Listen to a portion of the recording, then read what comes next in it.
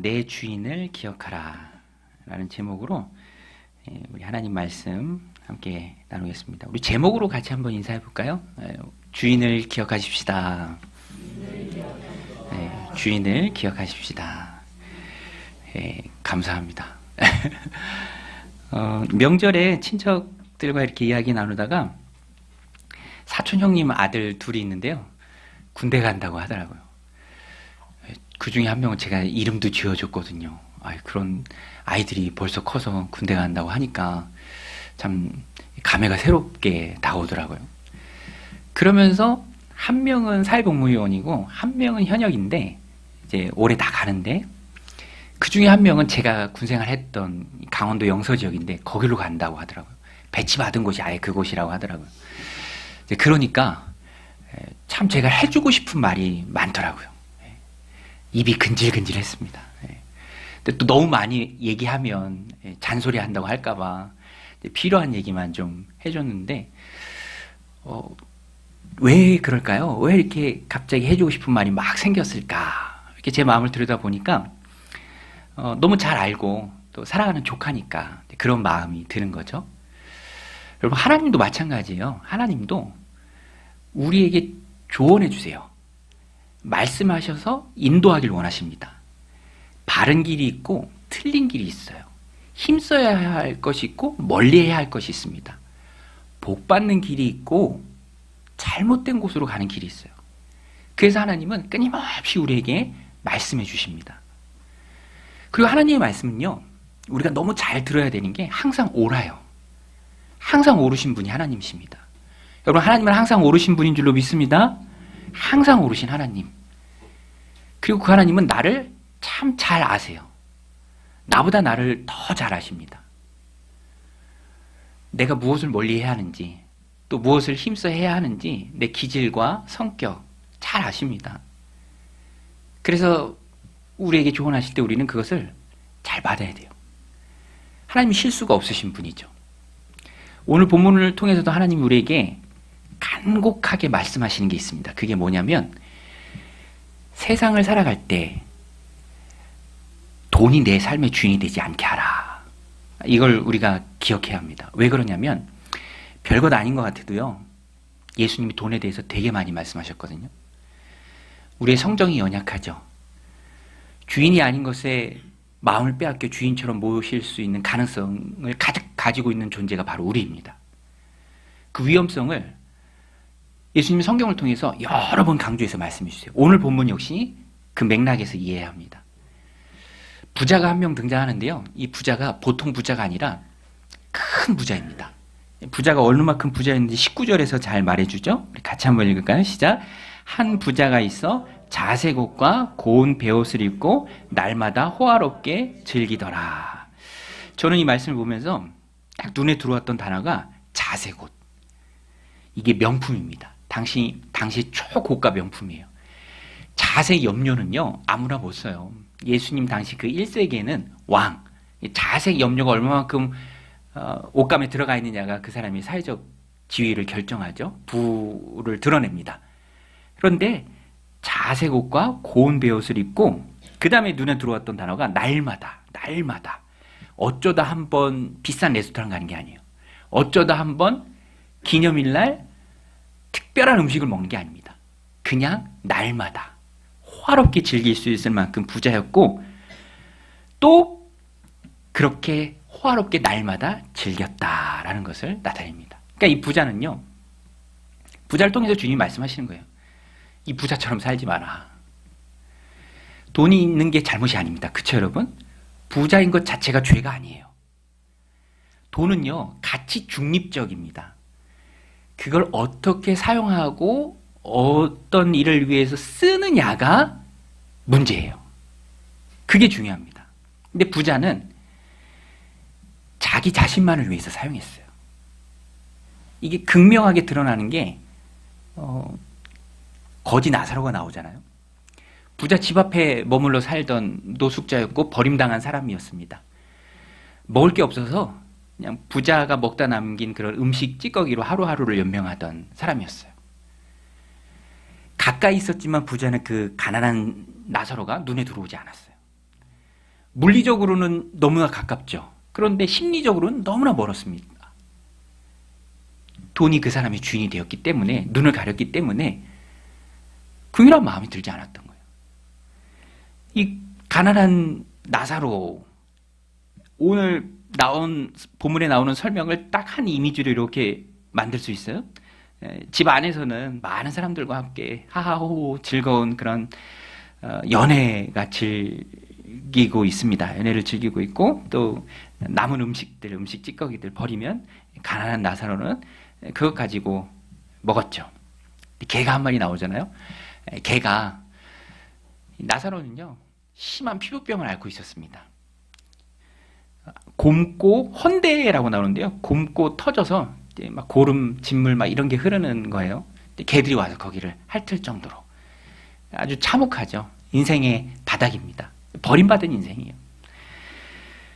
음식 좀 이만큼 괜찮은 걸로, 싱싱한 걸로 싸다가 좀 줬으면 좋겠는데 그런 모습은 전혀 안 보여요. 어디서도 기대할 수가 없습니다. 오늘 본문이 고발하는 부자의 상태는 돈이 주인이 된 모습이에요. 명품 자색 옷을 거치고 자기 만족과 자기 과시를 드러내면서 하루도 빠짐없이 날마다 즐기는, 그렇지만 문 앞에서 음식 찌꺼기로 하루하루 연명하고 또 버림받은 그 가엾은 사람은 눈에 들어오지 않는 그런 부자의 상태. 이 상태를 통해서 주님이 말씀하십니다.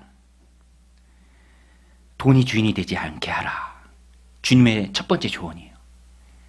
이렇게 망한다. 이렇게 멸망한다.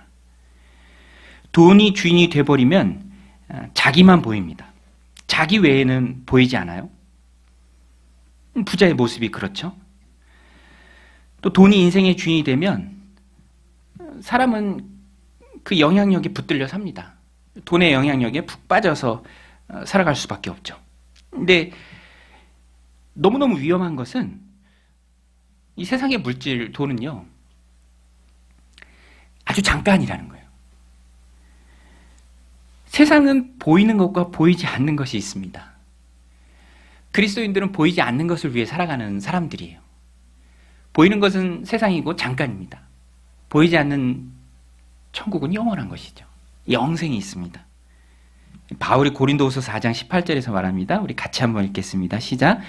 우리가 주목하는 것은 보이는 것이 아니요 보이지 않는 것이니 보이는 것은 잠깐이요 보이지 않는 것은 영원함이라. 보이지 않는 것은 잠깐이요 보이는 것은 잠깐이요 보이지 않는 것은 영원함이라. 근데 돈에 푹 빠져 있으면, 세상의 안락함에 젖어 있으면 이 부자처럼 잠깐 속에 푹 파묻혀서 잠깐을 즐겁게 살다가 영원한 것을 놓쳐버립니다. 그래서 물질은요 절대로 우리들 삶의 주인이 될 자격이 없습니다. 물질은 아무리 돈이 많다 한들 그것이 영생을 대비시켜주지 못해요. 물질은 어디까지나 세상에 국한될 뿐입니다. 본문 비유의 핵심은 둘 다 죽은 후에 드러나요. 돈이 자격이 될 수 없는 결정적인 이유는 죽음 때문에 그렇습니다. 죽음 이후에는 그 어떤 영향력도 끼칠 수가 없어요. 관계가, 상태가 완전히 역전되잖아요. 부자는 고통을 당하고 이 나사로는 위로를 맛보게 됩니다. 이 본문에 나오는 비유죠. 잠깐과 영원한 사이에 죽음이 있기 때문에 그렇습니다. 둘 다 죽죠. 죽음은 공평합니다. 22절 같이 한번 읽겠습니다. 시작. 이에 그 거지가 죽어 천사들에게 받들려 아브라함의 품에 들어가고 부자도 죽어 장사되매. 돈이 아무리 많다 한들 죽음을 이겨낼 수는 없죠. 그렇죠 여러분? 100세 시대다 뭐 말하지만 100세까지 살아도 또 그 이상은 극복할 수가 없죠. 죽음은 한 번 죽는 것은 하나님 사람에게 정하신 것입니다. 그 후에는 심판이 있으리라. 히브리서의 말씀처럼 이 부자 또 가난한 나사로 둘 다 죽게 됩니다. 죽은 다음에 완전히 상태가 역전이 되죠. 그래서 주님은 이 말씀을 통해서 조언해 주시는 게 그거예요. 영생이 있음을 깨닫고 늦기 전에 돌이켜 회개하라. 회개하고 돌이킬 것은 이 땅에서만 가능해요. 부자도 또 나사로도 이 땅에서 어떤 삶을 살았느냐, 그것이 결정된 것이 바로 내세에서의 삶입니다. 그래서 25절에 이렇게 말합니다. 우리 25절도 같이 한번 읽겠습니다. 아브라함이 이르되 예 너는 살았을 때 좋은 것을 받았고 나사로는 고난을 받았으니 이것을 기억하라. 이제 그는 여기서 위로를 받고 너는 괴로움을 받느니라. 이 말씀을 우리가 잘 이해해야 합니다. 아브라함이 이렇게 말해요. 너는 살았을 때 좋은 것을 받았고 나사로는 고난을 받았으니, 이건 사실이죠. 명백한 팩트입니다. 이것을 기억하라. 이제 그는 여기서 위로를 받고 너는 괴로움을 받느니라. 이 말씀 자체가 부자였기 때문에 고통당하고 가난했기 때문에 위로를 받는다, 이런 단순한 인과응보를 말하지 않습니다. 부가 기준이 되는 게 아니에요. 살았던 삶의 결과가 내세에 이루어지는데, 부자가 살았던 삶은 우리가 살펴본 것처럼 돈을 주인으로 모신 인생을 산 거예요. 그 결과가 고통입니다. 지난주에 우리 살펴봤잖아요. 하나님과 재물을 겸하여 섬길 수 없다. 하나님을 섬기든지 재물을 섬기든지 선택해야 된다. 그 선택에 있어서 이 부자는 재물을 섬기기로 선택한 거예요. 하나님이 아니라 재물. 그 결과가 고통입니다. 반대로 이 나사로는요, 나사로의 이름의 뜻이 하나님이 도우신다. 부자는 이름이 없고 나사로는 이름이 있어요. 하나님 도우신다. 추측할 수 있죠. 하나님 동행하는 그런 삶을, 비록 고난의 삶이었지만 살았습니다. 그 삶의 결과가 내세에 그렇게 주어진 것이죠. 그 삶이 이런 결과를 준다. 비유를 통해서 주님이 우리에게 주는 메시지입니다. 그러니까 이 땅에서의 삶이 참 중요해요. 무엇을 주인으로 삼고 살아가는가? 하나님과의 나와의 관계가 어떤 관계인가? 그것이 참 중요합니다. 여러분, 하나님이 안 계신 곳은요, 하나님의 사랑도 없고 용서도 없고 자비도 없습니다. 그것이 미치지 않는 곳이에요. 그걸 너무나 생생하게 보여줍니다. 부자가 물 한 모금 구하잖아요. 손끝에 물 묻혀서 좀 혀를 서늘하게 해달라. 아주 작은 거예요. 물 한 모금. 큰 게 아니잖아요. 우리 카페에 정수기 옆에 컵이 이름이 세모금 컵이에요. 세모금 컵. 컵이 이름을 참 잘 붙인 것 같아. 딱 세모금이야. 근데 하나님 안 계신, 원색적으로 표현하면, 현대인들이 싫어하지만 원색적으로 표현하면 지옥이죠. 거기는 세모금도 사치입니다. 너무나 생생하게 보여줘요. 최종 결과는 괴로움입니다. 그래서 이 전체 비유를 통해서 주님 말씀하시고자 하는 바는, 뒤늦게 후회하지 말고, 땅을 치고 후회하지 말고, 이 땅에서 하나님의 삶을 살아가는 동안에 하나님과의 관계 속으로 들어가라. 그 관계가 무슨 관계입니까? 하나님의 자녀가 되는 것이죠.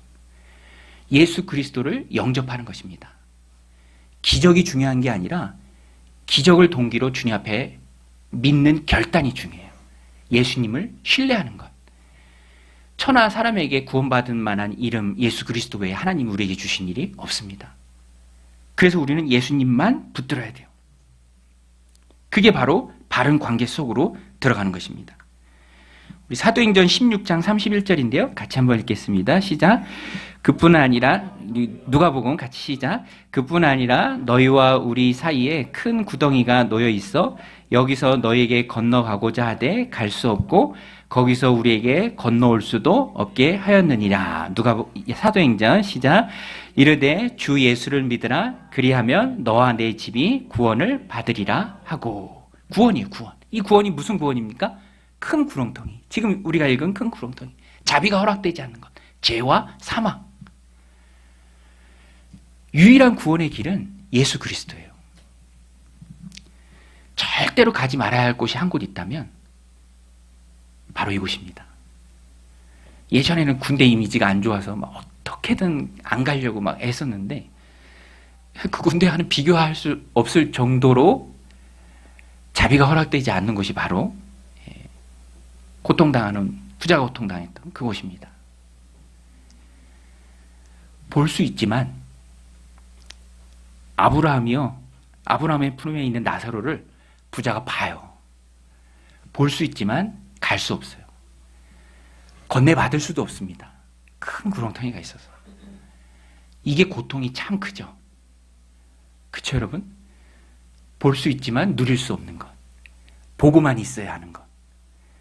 제가 맛집 웨이팅하는 거 되게 싫어하는데, 그거 먹겠다고 막 기다리면 너무 힘들잖아, 그죠?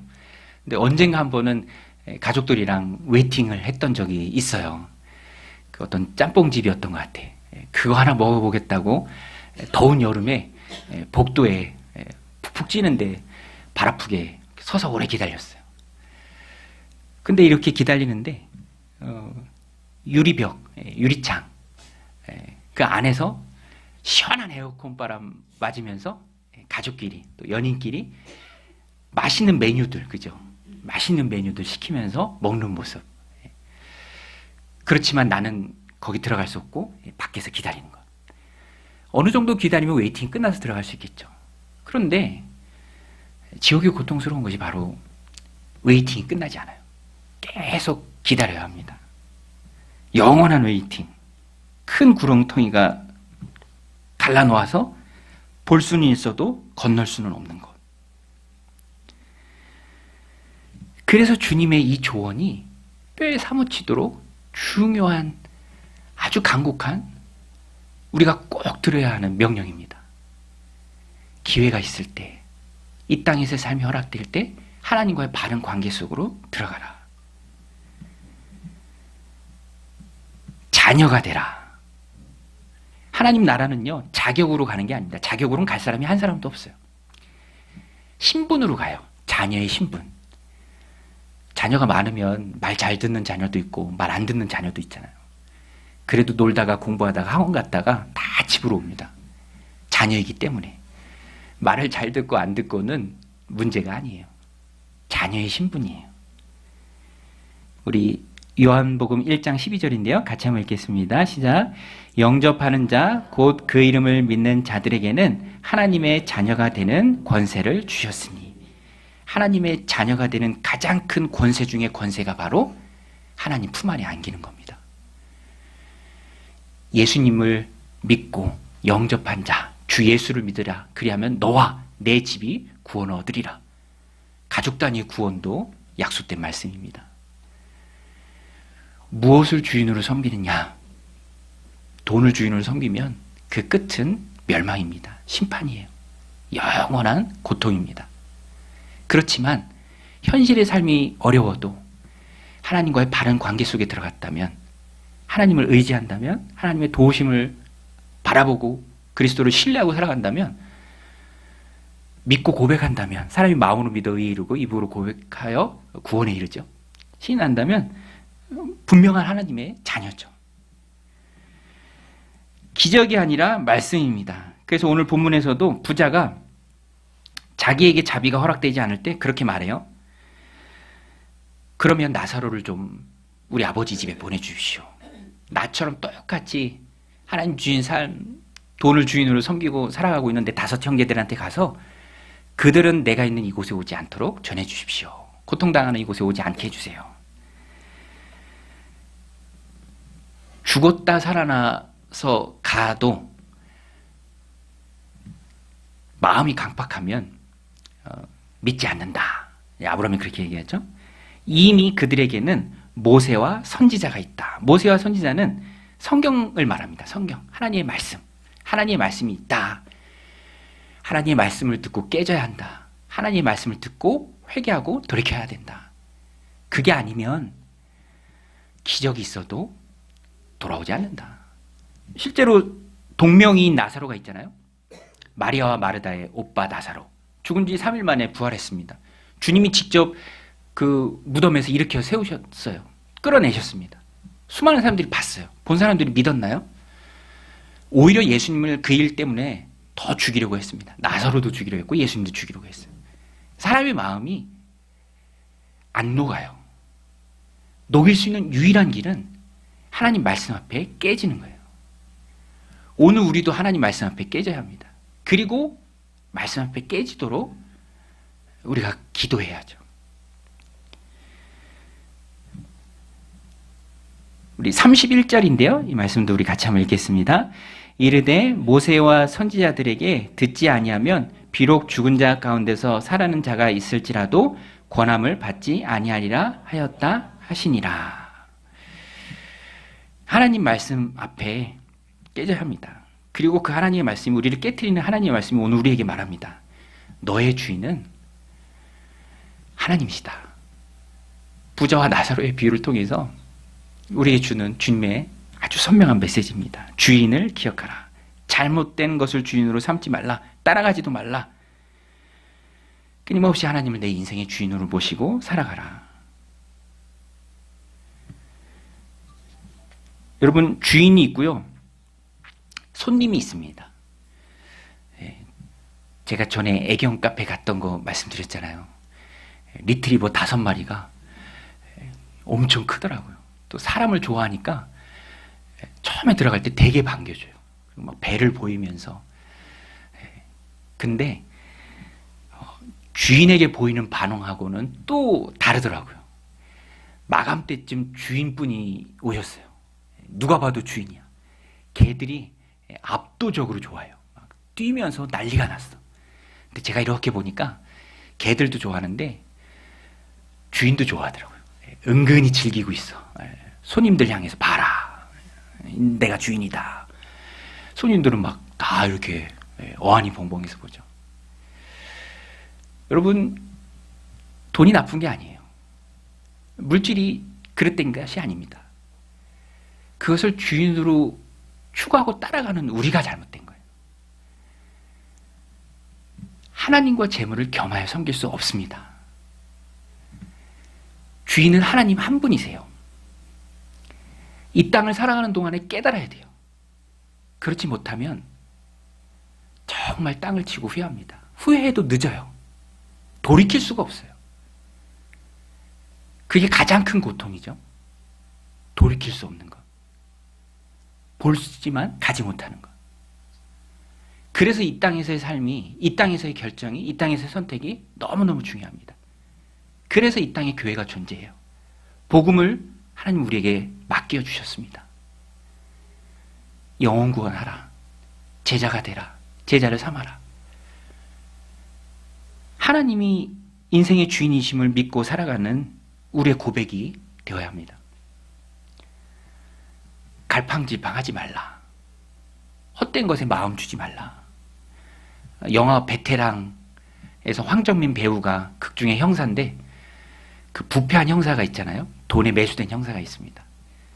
화가 나서 막 팔을 꺾고 이렇게 얘기해요. 야, 우리가 돈이 없지 가오가 없냐. 영화 안 보셨나 다들? 저는 되게 감동되던데. 야, 우리가 돈이 없지 가오가 없냐.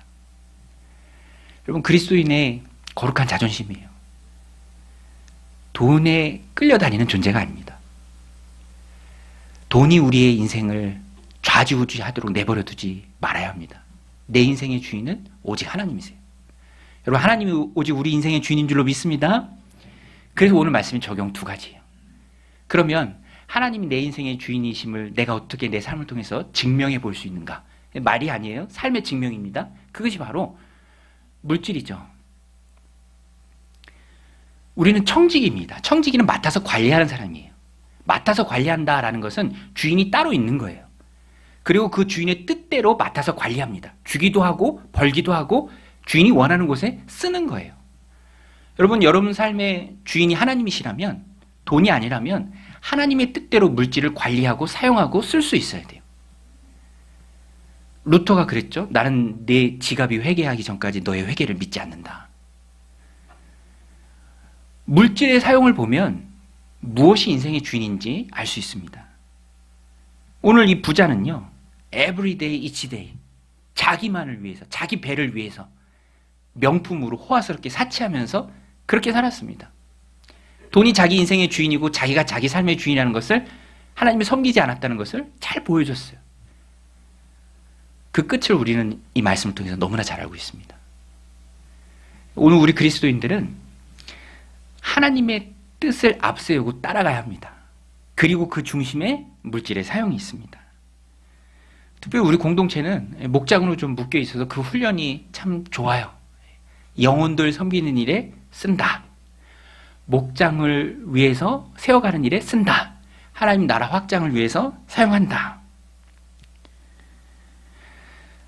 저는 믿습니다.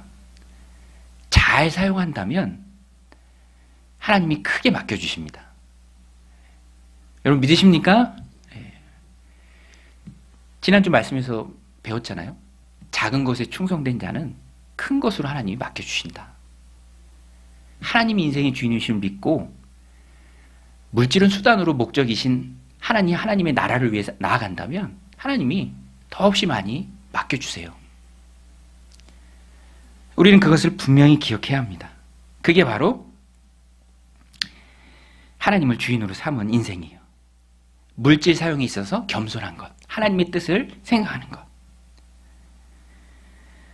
여러분 섬기려고 해도요, 있어야 섬겨요. 그쵸? 그쵸, 여러분? 곳간에서 인심이 난다라는 그 옛 말도 있잖아요. 아니, 있어야 섬기잖아요.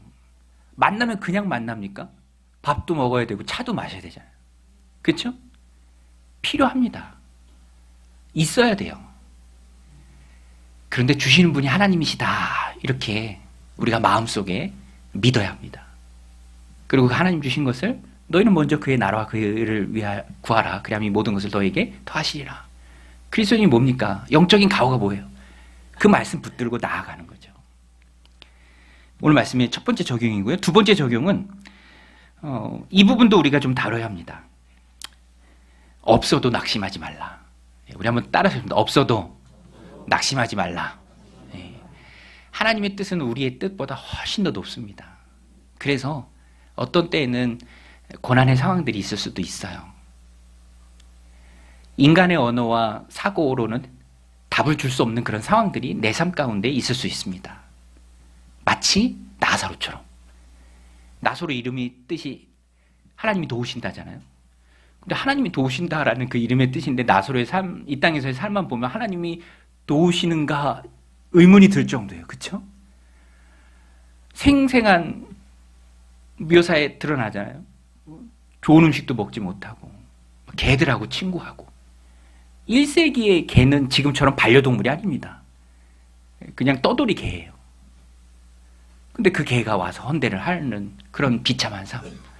뭐 어디 하나님이 도우시나 그런 마음이 들 정도로. 그런데 여러분 잊지 마십시오. 나사로는 결코 실패자가 아닙니다. 끝에서 정해지는데 나사로의 그 끝은 아브라함 품이죠. 하나님 품 안입니다. 우리 인생도 이 땅에서 삶이 전부가 아니에요. 우리가 그것을 잘 알아야 합니다. 세상 사람들은 뭐 이번 생, 뭐 다음 생 이렇게 막 말하잖아요. 이 세상의 삶이 전부인 줄 알고 있지도 않은 다음 생을 막 말합니다. 그런데 이 세상이 전부인 줄 알기 때문에 그런 말을 하는 거예요. 에이, 이번 생은 실패네. 성공이든 실패든 다 이번 생의 결론 나기 때문에 그래요. 세계관이 그래요. 그럼 우리 그리스도인들은 그렇지 않죠.